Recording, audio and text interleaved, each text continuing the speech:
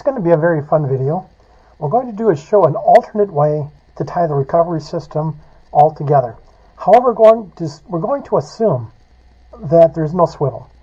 In this case, the shock cord is connected into the rocket body. In this case, it's connected down to this plastic engine can down here.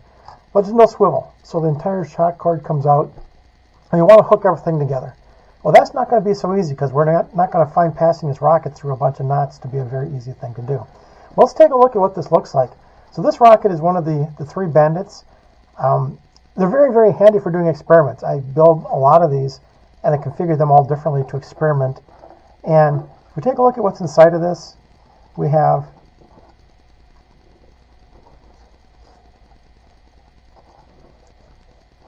a blanket, and inside of this is a streamer. In this situation, this one has a 2-inch streamer inside of it, and this streamer is already starting to unwind. So that's the beauty of having this blanket, that it keeps it from unwinding, but you can see the moment it's out, it unwinds right away. I'm just going to put a rubber band on this to hold it together. We got the blanket. This is made for a 2-inch streamer, and if we pull this out all the way, what we see is at the end we have nothing. So this Kevlar cord is a 100-pound cord. It's very thin. I like using the thin cord on these smaller rockets.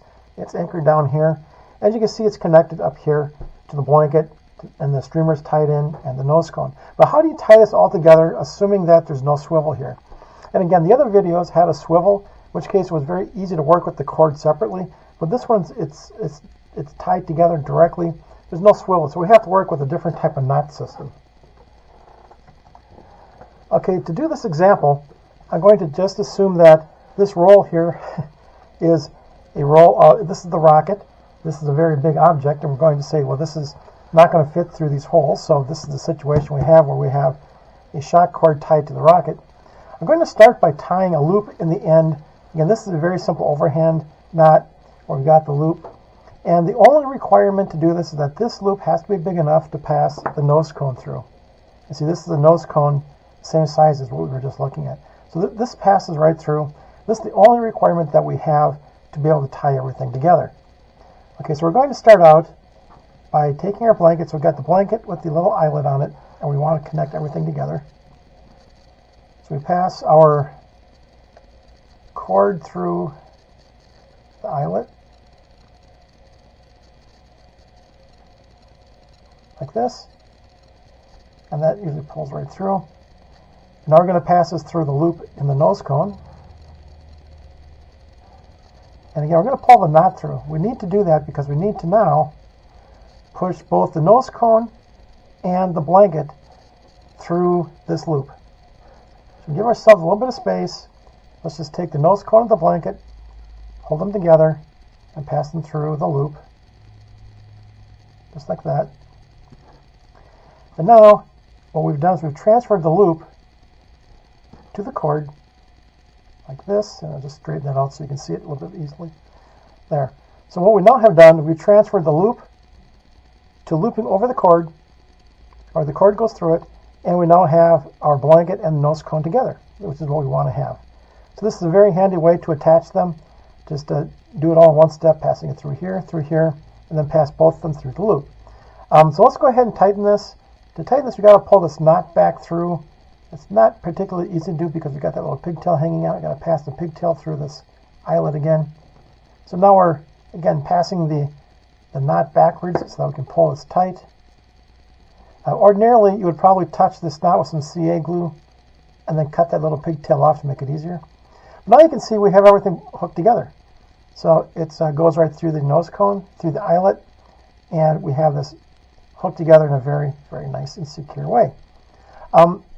What we want to do next, and I often talk about, we want to tie a simple knot on here, because otherwise you can see this is going to loosen up over time. Kevlar is very, very slippery and does not hold knots very well. So let's tie a simple knot on this. And it's kind of interesting. I did show in the other video tying a simple knot by taking the long end and passing it through the loop. There are some other ways to do that. We're going to use a different alternate method here. So by holding the nose cone, I'm going to take the cord, grab it, and turn it to make it just a simple loop. So here we have this very simple loop. You can see all I've done is just pass the cord over itself, and we've got the nose cone over here. So I'm just going to pass the nose cone through this in order to make a simple knot. See, all we have is a knot. We're not going to pass the blanket through. We're only going to pass the nose cone through it. And as we pull this tight, we end up with a simple knot. And this particular end, not having the pigtail trimmed, makes it just a little bit more difficult to pull it tight, but we'll just go ahead and feed that around through and pull a little bit tight, pull it tighter so we can. Okay, so I could pull this a little bit tighter by feeding that knot through again, but now you can see we now have a simple knot which holds this quite tightly. If we want, we can do another knot by doing the same thing. We simply hold the nose cone, twist. Now we have this simple loop here, and a very simple loop. We pass the nose cone through, but we do not pass the blanket through. I pull this tight.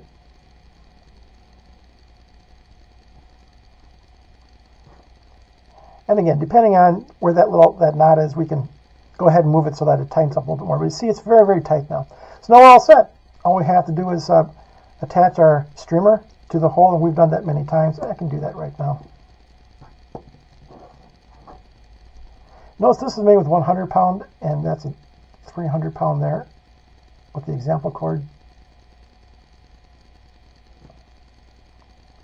It's a little bit more difficult to work with because it's so thin. Pass that through. We have our streamer.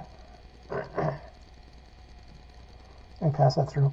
And now we're all set. We just pull that tight, and now our streamer is attached. This particular blanket and streamer, this is a 1-inch streamer. Even though the example rocket I showed you had a 2-inch streamer, had a much larger blanket, this is a 1-inch streamer, and you see it's a much smaller blanket. And this will sit right here. You just flip this over, and then we stuff this in, and we're all set. We can go ahead and fly this rocket. And again, I didn't touch this end of the cord. All I did was tie the knots on just this one open end. And of course, everything comes apart just as easily as you put it together. You can take this streamer off real easily. So if the streamer gets damaged, or you want to switch it to a parachute or a wider streamer, that's really easy to do. If you use a wider streamer, you might want to change your blanket, so we can do that too. So again, that just pops right off. And to take this knot out, just simply push this end of the Kevlar through, and the knot unties itself quite easily. Now I'm going to do the reverse, put the nose cone back through it, and we'll see that it unties the first knot. And we're going to do the same thing by pushing this through.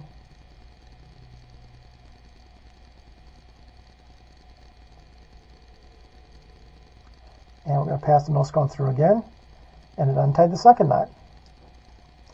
Now we're back where we started. The nose cone and the blanket are attached together with this simple knot that pulls it like this. And if we want to take the blanket off, we do the same thing where we just pull the knot through. And this is a little bit more challenging because we want to get that knot out of the open.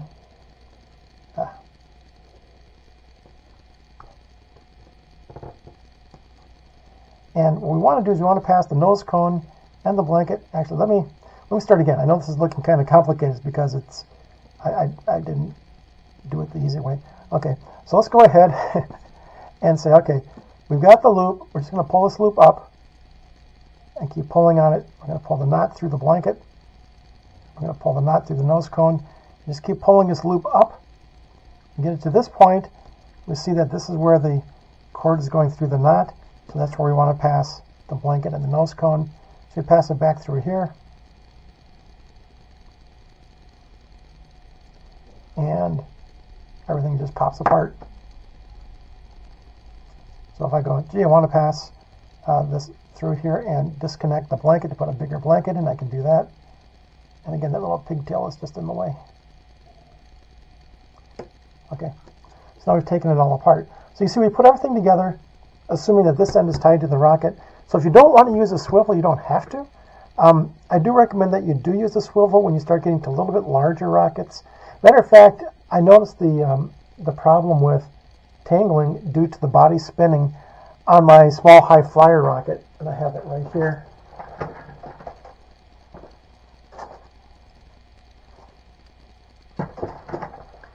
This rocket, as small as it is, I had noticed when I watched it descending that the body was spinning.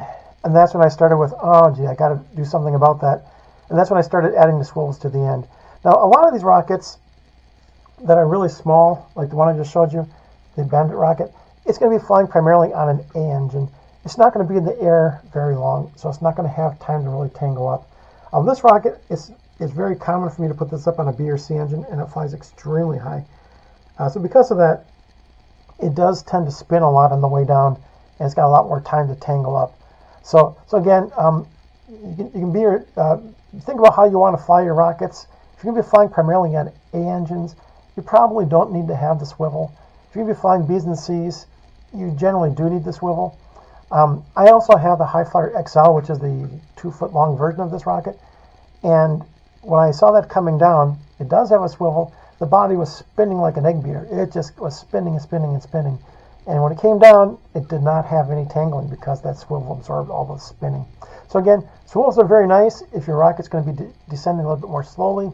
But for the short flights, you probably don't need it.